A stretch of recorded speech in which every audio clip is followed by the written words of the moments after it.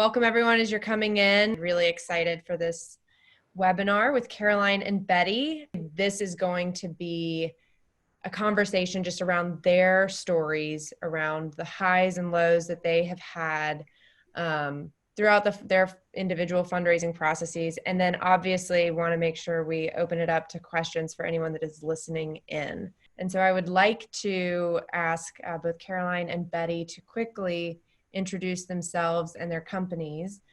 So Betty, let's start with you because you're Age Before Beauty, not in actual age, but actual Jumpstart alumni status. You are an older Jumpstart. Too, unfortunately. That's okay. You've been with Jumpstart longer, and we're giving you praise for that. All right. So my name is Betty Parolini. I'm the CEO of Vita Fuel Nutrition. We develop products that support the nutritional status of patients.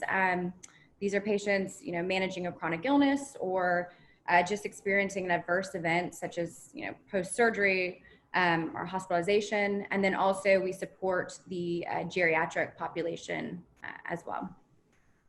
Awesome. Caroline? Yeah, hey, I'm Caroline Beckman. I'm the founder and CEO of Nori. We are also in the health and wellness industry, and we are focusing on delivering solutions for gut health and immune health. So 70% of your immune system is located within your digestive system.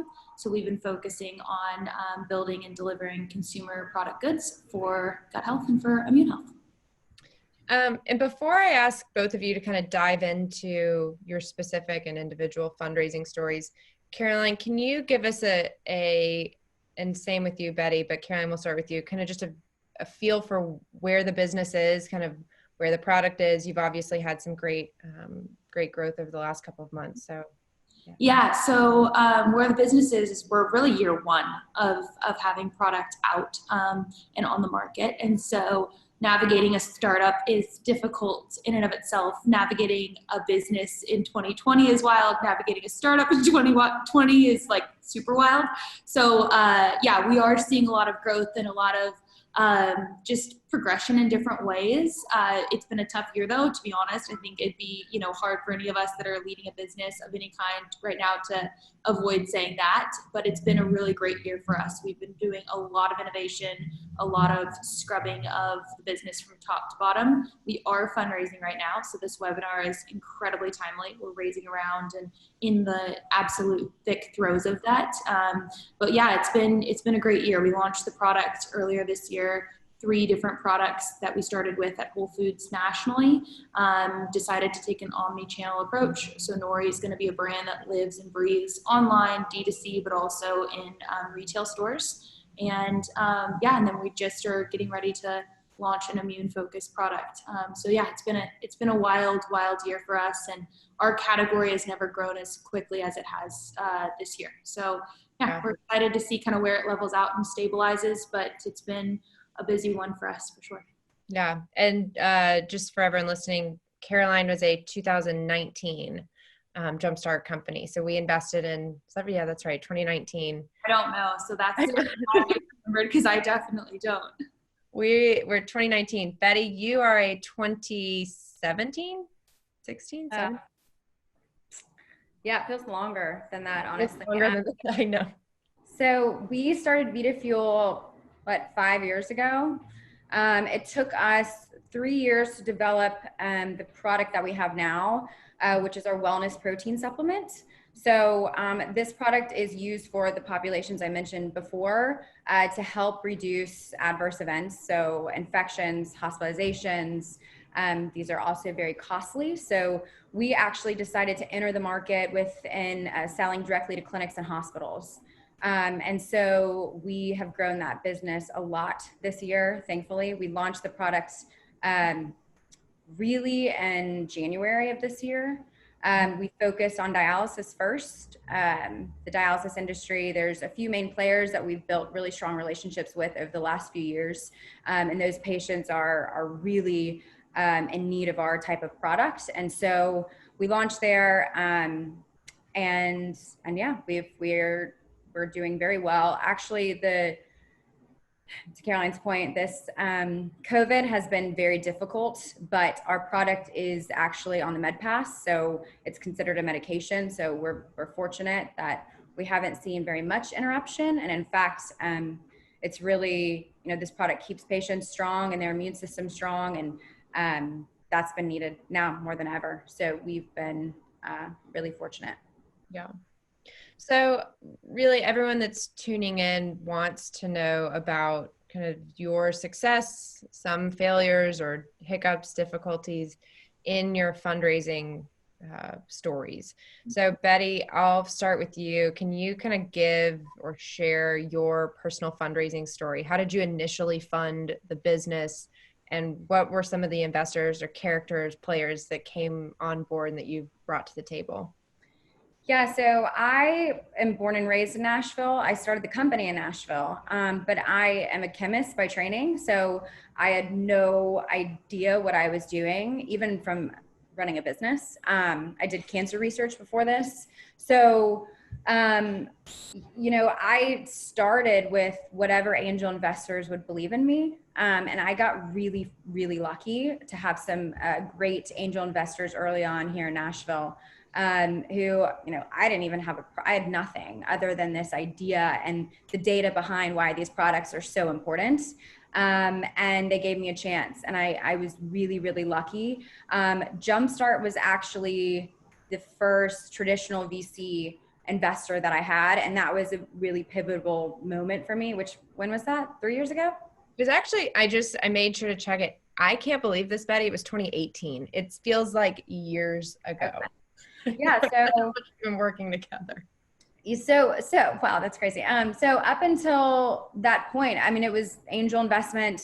I did not take a salary. I ate ramen noodles most of the time. It was that type of story. I ended up taking a salary later on, but I really tried to bootstrap it. I would like to tell you it's because I didn't want to raise a bunch of money to lose ownership, but it was because I couldn't. I wasn't successful raising money early on because I didn't really know what I was doing. But then, especially after Jumpstart or before Jumpstart, I started figuring out what I was doing and the science to raising money. Got Jumpstart, and that was a pivotal point for me. And now we have 2 VCs and then multiple angels that are more strategic angels than anything. I've kind of moved into that direction. Yeah. And I'll come back to asking you about kind of how you chose those specific angels and then ultimately your VCs as well. But Caroline, I know you kind of have, or Betty, do you want to add something there? Well, I just wanted to say to you, I actually started the company at the Nashville Entrepreneur Center. It was brand new, which is kind of cool because now I know it's like, there's a lot of people, but at that point there was like 5 of us in there. So it's been fun. I live in New York City now, but it's been fun to see how much that has grown, and it was just like an idea when I was there. But that's cool. So. Yeah, no, it's a great story for sure. And Caroline, I know you will give your story on kind of the starting Nori and the first dollars that came in, and kind of, I know you have some lessons from a previous company and kind of how to fundraise and how to think about fundraising. So if you want to share that, that'd be great. Yeah, I kind of came into this business with, I guess, a little bit of a unique perspective. I've been a part of 2 startups in the past, and both have been successful in raising money. Some of that was a good thing, some of that was a bad thing. It's, when you're going about it, there's certain rounds that you raise that are awesome and kind of unbelievable. They're all tough. I think there's kind of a common thread. The least common denominator in all of fundraising is that it's difficult. So I'm not surprised at the level of interest in conversations like this, because it's one of the most difficult, if not, I think the most difficult thing that an entrepreneur can do. So a couple of the businesses I was a part of in the past raised a lot of money. Some of them, $30 million rounds, $50 million rounds, very kind of common as far as the industry within consumer packaged goods. I've had a couple of experiences where we raised rounds that we raised too much. We raised money we didn't need. And then you have this pressure that's on you, which you already have a lot of pressure to sort of meet these numbers, meet these metrics. And it sort of creates, in a lot of ways, a numbing mechanism for people that's really unhealthy. And so I've been through that a bit. And so I kind of, knew how much capital we would need, but I didn't want to raise anything that we didn't need. And so that makes your life a lot tougher, though, in many, many ways. So for me, Nori, I started doing R&D, looking at the category, really figuring out, like, was there a need to create another product in this category because it's a busy category.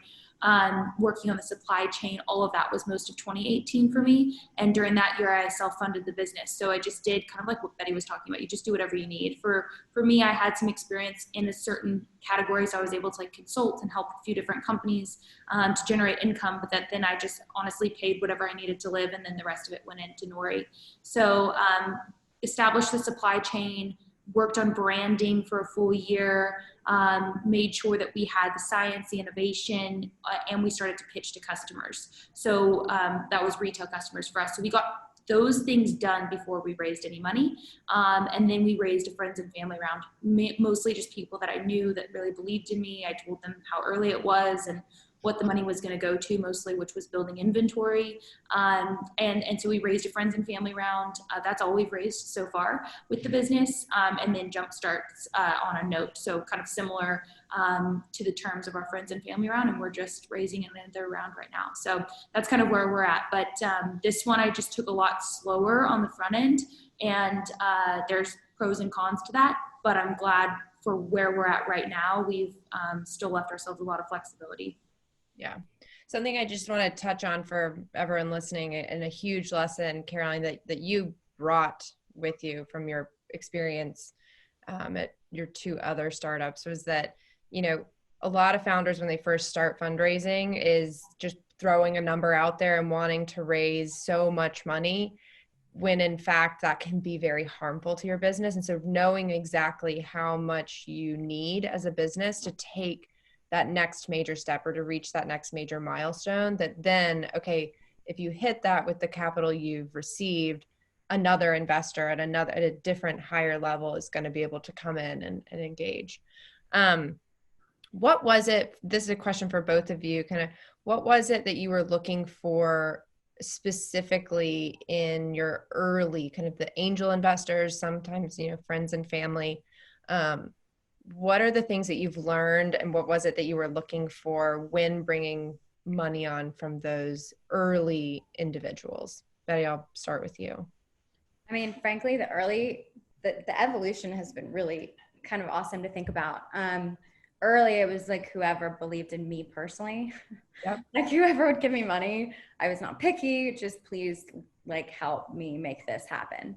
Mm-hmm. And it was all people who knew me personally. And then, now it's evolved into angels or VCs that it's not, yeah, Betty, we like you, but we also think this business has potential, and we can add, strategic value in one way or the other. One of the earlier angels that I had that was hugely impactful was he knows a lot about manufacturing, and that's a big part of my business, but I knew nothing about manufacturing. So bringing him in was really a big deal for me. And then we ended up, fulfillment is also a huge part of my business. And the head of our fulfillment company, he actually invested too. So both of those angels, I mean, they, especially earlier on, taught me a lot about aspects of my business that were the less sexy parts of my business that I didn't really want much to do with, but I had to learn it. And now I've hired people to handle those parts of the business that are experts, but at the time they really saved me. Really saved me. Yeah. Caroline, what about you? All those early, the first money in? Yeah, similar. It was a lot of really close relationships that had said, hey, we want to be a part of this. We really, really believe in you. And we want to, help you get this going. When you don't have a lot yet to show for, I mean, you've got these great plans and dreams and aspirations, but you really just need people that are in it with you. And so that's what it was for us initially, was kind of a handful of people. they also were really strategic to make sure that they introduced their friends to the opportunity as well. So for me, one of the things that I've learned, especially in 2020, is relationships are going to be the best kind of first place to start. There is random outreach and cold outreach that's helpful, and it's helped, and we've actually raised money that way in previous rounds and previous opportunities or experiences, but relationships right now are so important. So for me, most of the early stage group is just friends of friends, or someone who, you know, really we met and they really believe in what we're doing. And then moving forward, as you get into larger rounds, right now where we're at is we're just incredibly blunt and honest on where our holes are, where our gaps are, and what we need. And so again, we'll go through conversations, and some people we may know, some people we may not, but you know, I've gotten to a point where I think I'm getting better and better at it every day. I definitely try to, and just really say, these are my strengths and these are my weaknesses, and try and align capital with covering some of those weaknesses. Like Betty was just saying, that's a perfect example.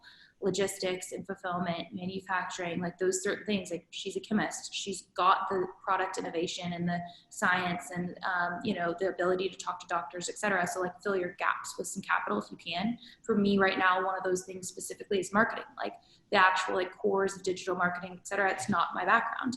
And so we're really looking at like, okay, who could come in strategically and fill some of those gaps. So that's how I usually look at it. I really have tried to adjust mentally, and just, it's a complete team. So I look at it as a team, like, hey, would I want you on the team or not? Like, are you going to be difficult? Are you going to be, you know, and dramatic when things don't go our way? So that's how I've started to look at it, and trying to, like, you know, be as sober as I can with my thoughts of, you know, my own strengths and weaknesses. And that's a great segue into a question that we just had come in. One, great points about not raising too much capital. I think that's always a good thing to bring up on these calls. But really the question around kind of what is the cost of capital, particularly, and I'm going to kind of skew this question to how I think you guys should be thinking about it, is the cost of capital of bringing on an early investor, because a lot of times those early investors, they're individuals, typically big personalities, and they are buying into your business, and you now have to manage that, and you have to manage and foster that relationship. Betty, I know that is something that you've been working with a lot. And so just how would you describe, or maybe what advice would you give to someone that is thinking about raising capital, and what the cost of that capital is on your business, on you personally, and all of the above? Yeah, I mean, it's a huge factor to consider, especially if you go the angel route. Yeah, I think you've got to set boundaries early on. I've gotten really good at setting boundaries because I had to, because of situations where, yes, that investor was fantastic, but I can't sell and run my company if I'm having to, you know, go above and beyond what I thought was reasonable and what the market says is reasonable for, you know, a certain angel investor. So setting those boundaries, and then on the front end, you know, I was talking about the evolution. Now my questions to angel investors who come in are way different. You know, now I understand better what it takes to manage. And yeah. I did not know that at first. Yeah. It's a definite factor you should consider. Yeah. I want to move to kind of our next question, which is actually kind of focusing on the fact that both of you are female founders. It's brought up a lot. It's a topic that, Caroline, you and I have talked about on a previous webinar. You know, just, it is the truth and the facts around raising capital as a female founder, you know, state that it is harder, and there's not as much capital being allocated to female founders. And so that can present challenges, and, you know, from across the board, if there aren't enough female venture partners, and there aren't a lot of, you know, female CEOs and founders. However, you two are great examples of very strong, successful, and growing female founders. You know, are there specific things maybe that have happened to you, or experiences that you've had as a female founder when fundraising, essentially any war stories from the process of, going out, pitching your business, raising capital that maybe you think would not have happened had you been a male founder? I mean, there's so many different ways to answer this question. Wow. Okay. Well, I'll say I think one of the things, just generally, women tend to be more empathetic. We tend to have longer conversations, and so I suppose. Without getting into too much detail, because we would be here until December on war stories, but I think one of the things that I've learned and that maybe wouldn't have happened to a male or less frequently is that relationally, I've gotten into situations where I haven't been clear enough up front on like, here is the deal. Here is the offer. Here is the opportunity. Here is what we're good at, what we're bad at, etc. And instead, like I've really gotten to know the person, which hasn't been a bad thing, but it's been a huge waste of time. And so that is something that I would say, like specifically a war story, got to know someone through one of our investors. It seemed to be a really great opportunity, a really great deal, etc. I went back and forth between New York and Orange County 4 times for the whole thing to fall through. And like, it could have been honestly in hindsight solved within 30 to 45 minutes over a meal or over a discussion. And those are the types of things that, yes, I don't regret any of it because I've learned and now the process looks a lot different for us. But I guess those are some of the war stories that I don't know if we could necessarily accredit like, oh, that's being a female. But I do think that a lot of the reasons why it's harder to raise money as a female or it's not as successful is because oftentimes we're just not as clear up front. And so I think that's one of the things that I've noticed just as a general theme and something that I'm trying to work on. While I still am such a people person and such a relational person, I never want that to go away. And I don't want that ever to like be suppressed. But at the same time, being clear up front just saves a ton of time. So that's one of the, I think, core themes, guys versus girls. But I don't know, Betty, if you've got any other specifics that you feel like are female centric. I mean, I've only ever been a female, so I don't, it's so it's hard, but I do feel the personal questions, like, I mean, even last week I was asked this, do you plan on having a baby? Yeah. Are you married? Are like the personal questions, I doubt men get asked those as much. I get it. I was even asked, when you have a baby, are you going to lose interest in this company? I doubt men are asked that, or, if you take up golf as a hobby, are you going to lose interest in this company? I guess would be the equivalent for them. But I mean, those sort of things, I doubt, I think would probably be because we're women.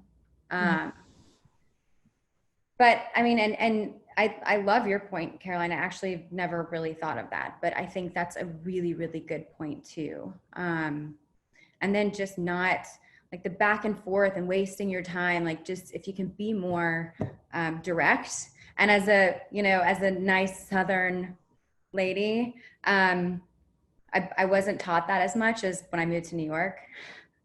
You're direct, immediate. I mean, it's out the gate. What do you want? What are you doing? And are we interested or not? Like I would know after I left the first meeting. I would know in the middle of the meeting. I mean, some of the guys would start, like I saw one guy on Instagram during my pitch, like, and then he's like, yeah, we're not interested. Right. So being more direct, I think is something I learned as well. Yeah. Kind of switching it though on the more positive and giving your fundraising process somewhat of an advantage of being a female founder. What have you found as kind of your edge in success of raising capital? Caroline, you're in the process of this right now, fundraising. Betty, you've raised capital from other investors as well. Kind of what have you found to be kind of something that makes you different, gives you a better advantage when out fundraising? A couple things. We tend to be incredibly like organized, and so there's a lot within like data rooms and just like execution and documents and the flow of the process. I think that's definitely an advantage, or something that's super different for females, is that you don't need a couple of other admin support help on your team. You'll just you get done with the meeting, here's the doc, here's the file. It just tends to be, I think there's a trend of, I don't want to say like administrative, but that's what it is. Honestly, I think the process and organization over the process is an advantage. And that's a huge thing, but that's a huge thing for investors. If you have everything, you have all your shit together and you can send it 5 minutes after the meeting. I mean, that's impressive. That does not go unnoticed. So yeah. So that's a big one. And then the other one for us, just specifically, is because of what we're doing, we're the consumer. So for me specifically, like building a lot of these products, like I am my consumer. And so the fundraising process and the story behind it is very in tune with being my consumer. So that would be different if we were building a different product, but that has been something that has been really helpful, is being able to speak out of it. I'm not building a product or a service or a company for someone else. I'm really building it for like myself and my friends and this generation. So that's been something that resonates from my perspective very well with investors in our industry. So that's a little bit more category specific. Yeah. I would say, one thing, now there's funds that are specifically focused on women, right? So, and some of the funds that aren't specifically focused on women are trying to invest more in women. So we're walking into arguably a better situation than our female peers have been in the last, decades. And so like, for instance, I targeted the funds that focused on females and it worked. And my last 2 rounds, that investor led both rounds. And so, they already value women. I don't have to prove myself in that capacity because they already value it. So I would, I have employees that are female and male. And I will say, to Caroline's point, females, they're having to micromanage a family as well. And so they're organized. They don't have time to mess around. They're incredible employees. They do a great job. There's no time to, water cooler talk. Like, it's like, we got to get to work because I've got a limited amount of time. Let's get this done. So I find them to be very efficient. Yeah. A question coming in, just around, being a female founder and fundraising. Have you, maybe not you two specifically, or this is maybe something the 3 of us can answer together, but have we ever heard of a female founder being at a disadvantage or being taken less seriously because they've just come back from maternity leave? Is that something that, with other friends and founders that you've seen? Is that, obviously the questions around, are you having a baby or do you plan on having a baby? That is likely not something a male is going to be asked. But have you heard of any kind of war stories around that? I have, especially in New York City, where I've got a lot of fellow female founders who were pregnant when they were raising their round. And there were horror stories about that. And again, I don't know if it's that culture where they just shoot you straight. And I don't know if in this year now with everything happening, I don't know if they would shoot you that straight anymore. But yeah, I've heard that being used against you for sure. And in the chat, people are saying, those questions are illegal, and they certainly are. And I would say certainly are in a very corporate setting venture. And you two can probably speak to this. Like, this is not to say that it's not illegal, but I would say it happens. And it's something to, yes, as a female founder, to prepare yourself for, and to, push back and say, that's not relevant in this conversation, because that is not a relevant question around my business. Because it is illegal, but it does happen. Yeah. Whose HR are you going to call? Yeah, that's illegal. It happens. Yeah. Okay. So I want to move into more so kind of lessons that you have around preparing to fundraise, especially in these early stages. First one being how, and Betty, you've kind of alluded to this around maybe finding female specific funds or industry, but Caroline, for you, industry specific partners or investors. what is your process and what has it been as you start to identify and connect with potential investors?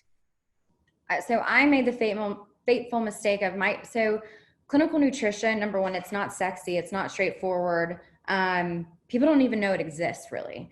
And so I made the mistake early on of putting myself in a CPG category, which was the wrong category. I mean, we sell to hospitals. We don't even plan to go to retail anytime soon. So I would go into these meetings and I was set up for failure because they would ask me, what's your turn rate? I don't know what a turn rate is. I'm not in retail, right? So they all their metrics for assessing me, like those weren't our internal metrics. So I wasted probably, I don't know, 5-6 months talking to just straight CPG investors who they don't want to be in healthcare. Like that's not where they don't understand the B2B business. It was about retail. So I would say figure out where you fit in and look at the metrics and look at what's important for that specific category and know it. Yeah. Those investors. Yeah, I think on exactly to Betty's point, knowing your category is huge. The other thing too, I guess 2 more points on that. So specifically with like different groups and outreach to that group, go look at what they're invested in, go look at what stage they've invested in, go look at what kind of exits they've had. I mean, right, like success, if they've had success in the past in one area, they're going to lean towards that area. It's just common knowledge. So if they're, making a bunch of money on exits, they're probably going to invest heavier in that area. So that's something that you could do just for free. You do really need to start by knowing your category though, so you know what you're looking for. And then the other point here, just kind of a general point, which I wish I would have done better at, and I'm working to do better at day in and day out, is that this is not a start and stop process. You're always fundraising, and you hear it and it sounds cliche, and I just kind of let it go honestly in one ear and out the other. I was like, no, I'll fundraise when I'm ready to fundraise. And it's just not true. It's like any sort of relationship, especially in 2020 right now and how things have shifted. Like this is the first round of capital we've raised entirely virtual. That's so weird to me. I'm so used to being with people in person. But if we didn't have any sort of relational equity in any type of lanes or avenues where someone could vouch for us, I mean, it would have made it even harder. So you are really always fundraising. I don't think that you should spend a bunch of your time that way unless you need the capital. But I do think that when you need the capital, you need it super quick. And so you've got to kind of lean back on relationships. So that's kind of how I approach it. And early on, doing that research is just, I mean, it's super, super important. Know what they're looking for, know what kind of deals haven't worked for them and which ones have, because you'll want to rinse and repeat on the ones that have, etc. So that's kind of how I approach it. Yeah. A quick question from one of the attendees. Do either of you, and I'm not sure if this answer, but do either of you have experience with government grants or opportunities specifically for kind of women to own small businesses? Have either of you pursued that? I have not. I've pursued a couple things with the government, but it's been slow. I like startups for a reason. So I'll just leave it at that. I have not barked up that tree very many times. Yeah. So it's funny, we just submitted our paperwork this morning for women-owned business. And the only reason we're doing that, it's taken 5 years, right, to do that, because now a lot of the, some of our bigger customers, they have this diversity pledge. Yep. So we've done that before too. And for us, retailers, like, this is really interesting. Target puts together a bunch of female-owned brands, and they saw a 90% uptick on that area of the store later. So the certifications, I think, are great. I just haven't gone through any of the funding through the government specifically, but the certs are super helpful. Yeah. Yeah. So I would say, I mean, absolutely. If you have any advantage with certifications or anything like that to give your business kind of the seal of approval or something that you can walk into a fundraising meeting with or a customer meeting with saying we meet XYZ credentials, we are a women-owned small business, all of those. I mean, if you can pursue that, as Caroline has alluded to, it can take some time, and that is any sort of government process like that is much slower than startup pace. But it can be incredibly helpful. Okay, so we're coming up on 40 minutes, and I really try to keep these under 45. So any other questions, please submit in the Q&A or chat. But before I get to those final questions, I did want to ask both of you kind of if you could give a lesson to another female founder who is starting their fundraising process, what would it be? What should they know as they start approaching these fundraisers? I would just say, kind of to recap on, I guess, a few of the points that I hit on, one of which is just clarity up front. So it's one of the things I would focus on is just being really clear up front. Start with people that know you and that you know, so that you can get some honest feedback. And then just remember that it's a relationship process. And so it never ends, never really like formally begins or ends. It's a process that will kind of follow you along throughout your entire career. So treat it that way, invest in the relationships, but again, invest into them clearly and set boundaries, as Betty mentioned, to know kind of when it's a good use of your time and when it's not. Mm-hmm. Yeah, and I would say, no, the biggest mistake I made was not knowing where we fit in. That's the biggest mistake I made. So then I didn't know the metrics. I didn't know what this investor was looking for. Just know where you fit in and know everything about that market and go for it. And also, I wish now I have I actually enjoy fundraising now, but before it was like this awful, like, oh, I'm going to be turned down by at least 5 people today. I wish I had more fun with it to start, because it actually is the coolest way to network and meet people. Like, I've made lifelong friends, and even some of the investors who didn't invest in me before ended up investing in me later, or we became friends, or I got an investor through them, or it's just like the cool. I worked for corporate America before and never had any of these opportunities ever.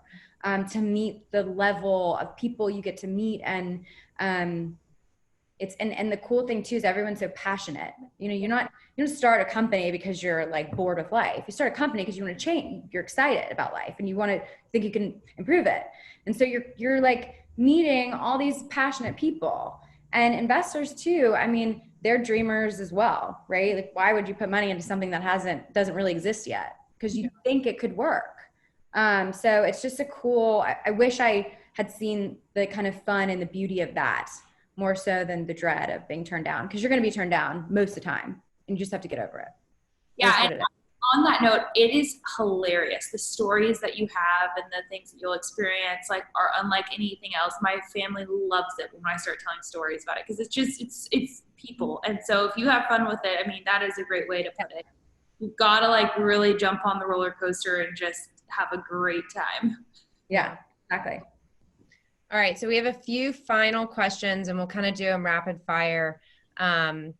So one is, would a female still qualify for female founder benefits if their co-founder is male? You should, especially, I would say if you have a male co-founder, you at least need to make sure that you are quote unquote co-founder or C-suite status. That I think is, and Betty, you can speak to this because you've raised capital from a female-focused venture fund.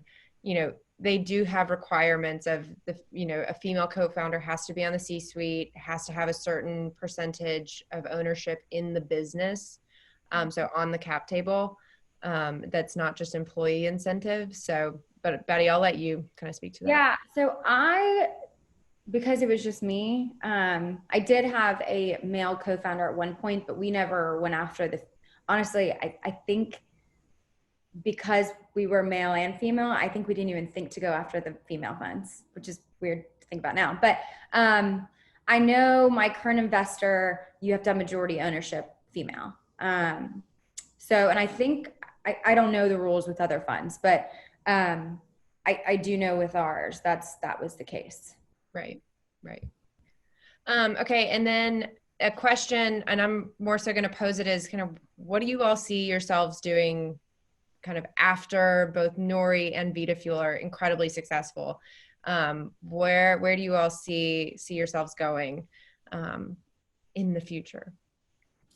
I mean, for me specifically, I I cannot get away from choosing really hard things to work on. So I think for me, like advancing human health in general is a huge passion. Gut health seems to just be such a great focus area for us right now, gut and immune health. We're starting to do some really cool work within Nori that I could see myself doing forever, which is really looking at marginalized communities and how we can spread sort of health equity into different communities. So that's really interesting from like a community development standpoint. But I think I'll always be in some way, shape, or form operating in probably something within the health and wellness industry. So I can't not work. So I'll be doing something, maybe it's like more in the public sector and more serving versus in the private sector, but definitely what I'm doing right now, I'll probably be doing something similar for the rest of my life. Entrepreneur for life. Yeah, I'm the same. I'm not like lay on the beach type of gal. I love healthcare. So I want to get my master's in public health. And then I just started another healthcare company. I just think it's especially now, I've always been obsessed with it. I grew up in Nashville where one side of my family was healthcare, one side was music. And obviously the music was more fun, but healthcare, I was obsessed with it from a young age. And I think it's such a cool time to be in it now, especially. Yeah. Well, good. Well, I want to close with, we had so many questions coming in, and there are some that we did not get to answer. And I hate when we don't get to answer all of the questions. But what I do love is that we actually have a great forum for everyone that's attended this webinar to join and actually continue this conversation. Jumpstart recently launched an online community called the Jumpstart Refinery. And so we will start a conversation around this topic specifically. A lot of people saying that they would love to connect with the two of you, would love to share their own stories, whether it's through grants or through venture funds or raising their own experience raising capital as female founders. So for all of those questions that we did not get to answer live today, I am going to send out a link in our chat to the refinery. It's again free to join for anyone in our network, and we'll be posting kind of a group chat and a group thread around this topic specifically. So I encourage all of you to do that. So again, thank you, Caroline, Betty, for joining me in this great conversation. Congratulations to both of you for your successes so far. And Caroline, as you're continuing on in your current fundraise, good luck. And like I said, if you want to stick on, you two can pop off, but I'll post the refinery link right now. Thank you so much. Thank you. Thank you so much. Bye. Bye.